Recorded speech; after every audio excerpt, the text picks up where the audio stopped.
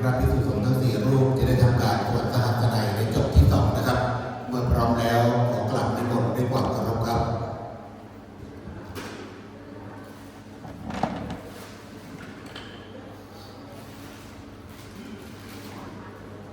นะโมตัสสะภะคะวะโตอะระหะโตสัมมาสัมพุทธัสสะนะโมตัสสะภะคะวะโต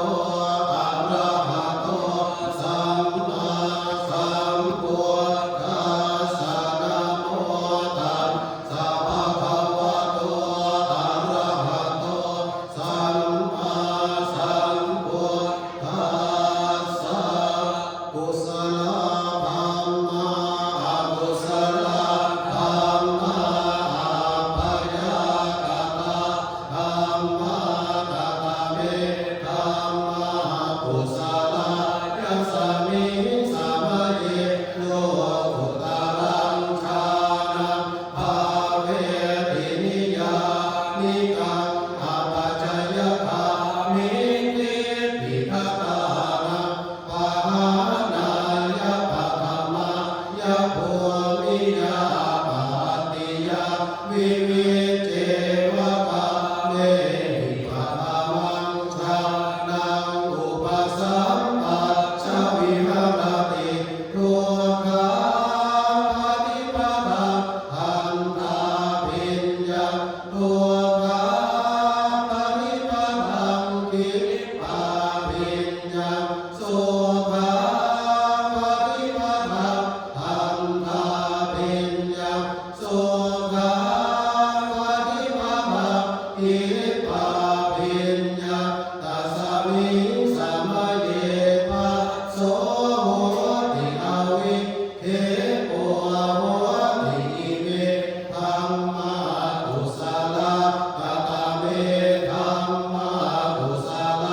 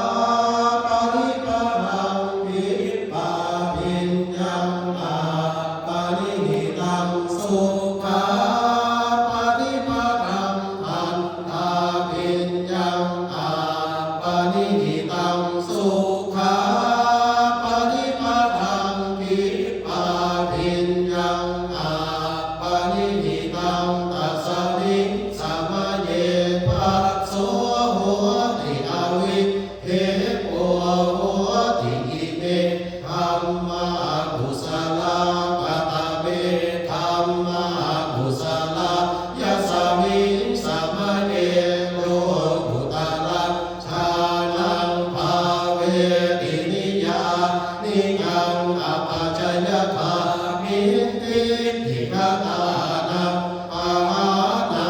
ยะปัทมายะภูมิยาปาติยาวิตากวิจารานังอุปัสสมาตุติยังชานังกติยังชานังจตุทังชานังปัฏฐมังชานังปัญจมังชานังอุปสัมปัชชวิหารติทุกขาปฏิปทังทันทาปิญญังอาปานิหิตังทุกขาปฏิปทังวิปาปิญญังอา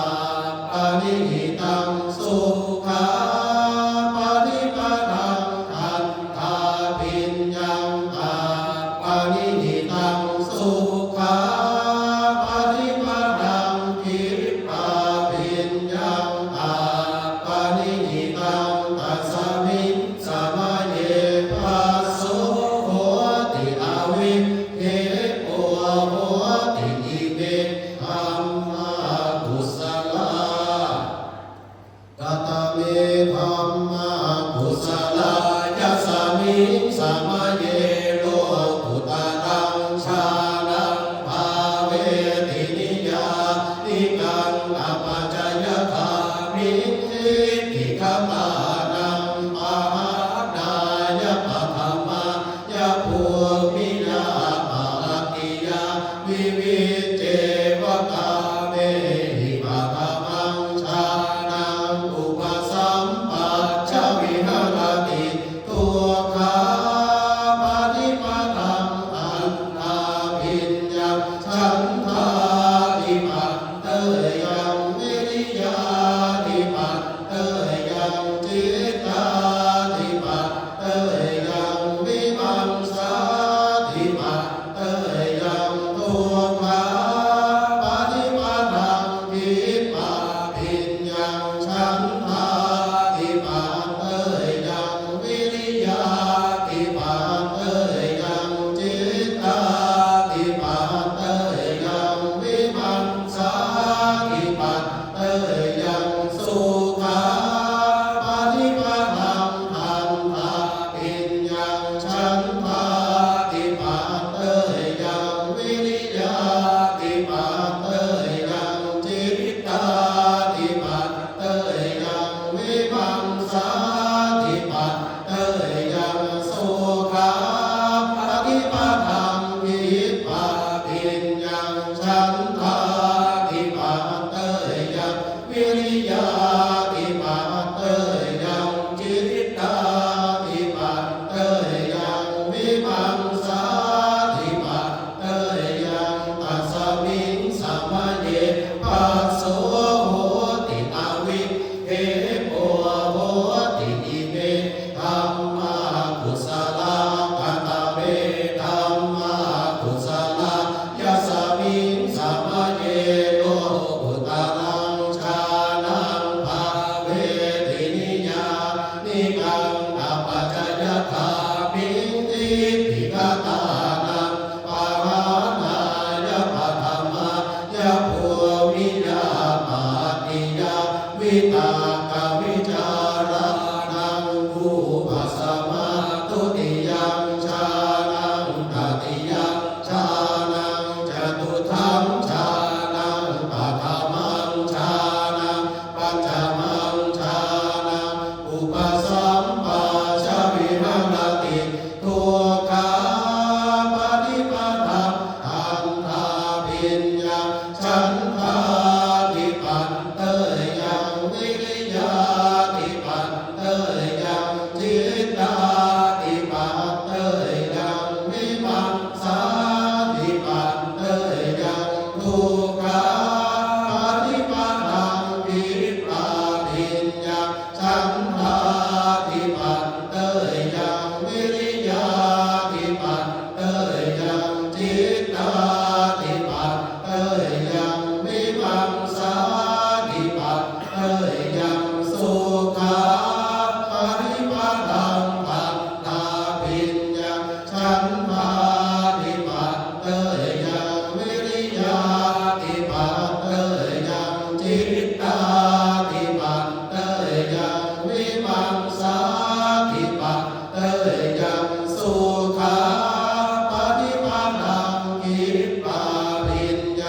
ฉันทา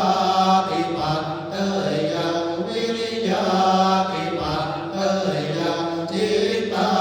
ธิปัตเตยยังวิมังสาธิปัตเตยยังอาโภคมสุขาปาริปัตังทันตาปิญญาฉันทาธิปัตเตยยังวิริยาธิปัตเตยยังจิตตาธิปัตเตยยังวิมังสาธิปัตเตยยังอาโภคมสุขา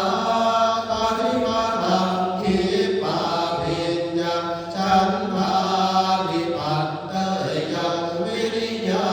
ธิปัตเตยยังจิตตาธิปัตเตยยังวิมังสาธิปัตเตยยังตัสมิงสัมมาเยปัสโสโหติอวิเทโกโหติอิเมธัมมากุสลา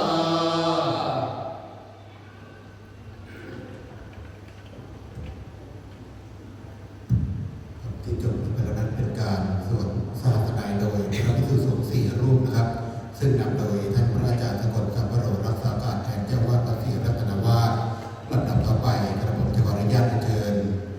คณะภรรยาและบุตรธิดาของ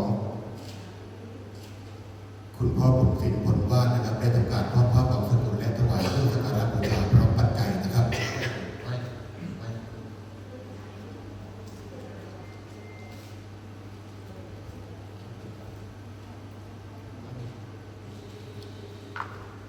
สายสิญจน์จัง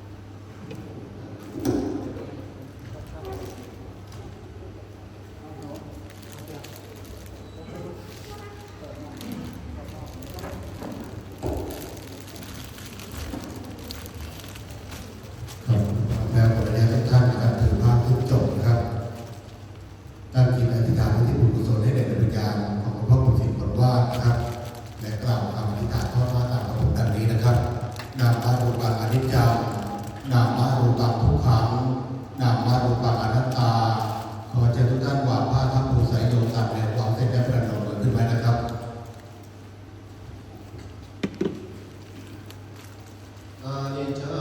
วัฏสังขาราอุปาทวยธรรมิโนอุปาจิตวานิโรชันติเตสังโฆมัสสะโมสุโข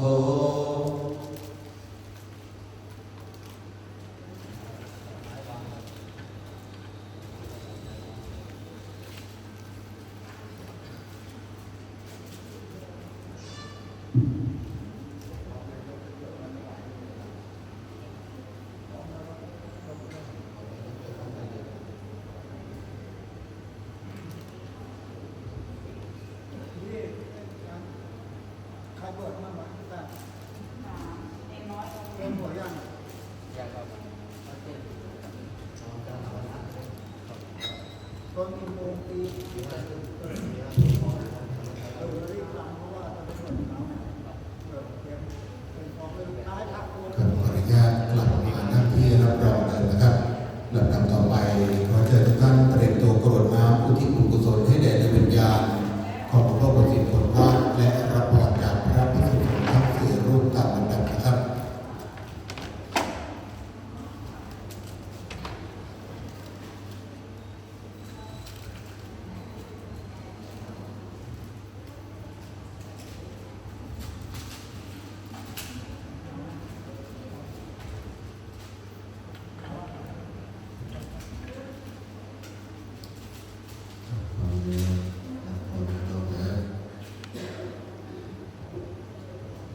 ยะถาวาริวหาปุราปาริปุเรนติสาครังเอวะเมวะอิโตทินังเปตานังอุปกัปปติอิสิตังปะทิตังตุมหังคิปะเมวัสสมิจตุสัพเพปุเรนตุสังกปาจันโทปนรโสยะถามณิโชติระโสยะถาสัพพิติโยวิวัชชันตุสัพพะโรโควินาศตุมาเตภวัตวันตรายโยสุขิติขายุโกภวะอภิวาทนาสิริสนิจังวุฒาปัจจายโนจัตตารโอธรรมาวัฏฏันติอายุวันโนสุขังภะลังอัฏฐาสิเมอากาสิเมยะติเมตาสักขาจะเมเปตานังภาคินังทัจจาปุเพกะมนุสสรังนะหิรุณนังวาโสโกวายาวัญญาปริเทวนานะตังเวตานามัฏฐายะเอวะติขันติยาตโยอายัญจะโพธักขินาทินนาสัพคัมภิสุปฏิหิตาหิภรตังหิตายาสถานะโสอุปกัปปติโสยะติธัมโมจะอายังมิทาสิตัวเปตานะปัวชาจักตาอุณาลาภลันจะภิกขุนะมโนปทินนะตุมเหหิปุญญาอสุตังอนัปปกันติภวตุสัพพมังคารังราคันตุสัพพเทวตาสัพพะพุทธานุภาเวนัสสทาโสทิภวันตุเตภวตุสัพพมังคารังราคันตุสัพพเทวตาสัพพะธรรมานุภาเวนัสสทาโสทิภวันตุเตภวตุสัพพมังคารังราคันตุสัพพเทวตาสัพพสังฆานุภาเวนัสสทาโสทิภวันตุเตด้วยอำนาจแห่งคุณพระศรีรัตนตรัยด้วยอำนาจแห่งบุญกุศลที่ภรรยาบุตรธิดาญาติพี่น้องและท่านผู้มีเกียรติทุกท่านได้ร่วมกันบำเพ็ญให้เป็นไปขอทุกบำเพ็ญพระวปัจจัยหนุนส่งให้ดวงวิญญาณของคุณพ่อบุญสินผลวาดได้ไปเสวยอุดมสุขในทิพยวิมานสู่สุคติสถานในสัมปรายภพเบื้องหน้าด้วยเถิดลำดับต่อไปขอเชิญท่านประธานในพิธีคณะเจ้าภาพและท่านผู้มีเกียรติที่เคารพรักทุกท่านกราบพระพร้อมกันนะครับอะระหังสัมมาสัมพุทโธภควาพุทธังภควันตังอภิวาเทมิสวากขาโตภควตาธัมโมธัมมังนามัสสามิสุปฏิปันโนภควโตสาวกสังโฆสังฆังนามามิ ในนามคณะเจ้าภาพครอบครัวผลวาดโดยภรรยาและบุตรธิดาของคุณพ่อบุญสินผลวาดขอขอบพระคุณท่านพันตำรวจโทอภิวัตรบุญสว่างรองผู้กำกับการสอบสวนสพม่วงค่อมที่ได้ให้เกียรติเป็นประธานในการประกอบพิธีบำเพ็ญกุศลศพของคุณพ่อบุญสินผลวาดในค่ำคืนนี้ขอขอบพระคุณทุกท่านที่ร่วมรับเป็นเจ้าภาพบำเพ็ญกุศลสวดพระอภิธรรมและร่วมทอดผ้าบังสุกุลเพื่อเป็นการอุทิศบุญกุศลให้แด่ดวงวิญญาณของคุณพ่อบุญสินผลวาดในค่ำคืนนี้และค่ำคืนที่ผ่านมานะครับกำหนดการพิธีบำเพ็ญกุศลและชาปนกิจคุณพ่อบุญสินผลวาดในวันพรุ่งนี้นะครับซึ่งตรงกับวันเสาร์ที่ 20 ธันวาคม 2568 นะครับเวลา 7 นาฬิกาถวายพระทหารเช้าแด่พระภิกษุสงฆ์และสามเณรเว เวลา 11 นาฬิกาถวายพระทหารเพลแด่พระภิกษุสงฆ์และสามเณรเวลา 11 นาฬิกา 30 นาทีพิธีสวดมาติกาและพิธีทอดผ้าปักสุกุลเวลา 16 นาฬิกาประกอบพิธีชาปนกิจลายร่างหลวงพ่อผลสินผลวาดในนามคณะเจ้าภาพโดยภรรยาและบุตรธิดาของหลวงพ่อผลสินผลวาดขออนุญาตเชิญท่านผู้มีเกียรติทุกท่านนะครับมาร่วมส่งดวงวิญญาณของหลวงพ่อผลสินผลวาดร่วมกันในเวลา 16 นาฬิกานะครับสำหรับค่ำคืนนี้ทางคณะเจ้าภาพขอ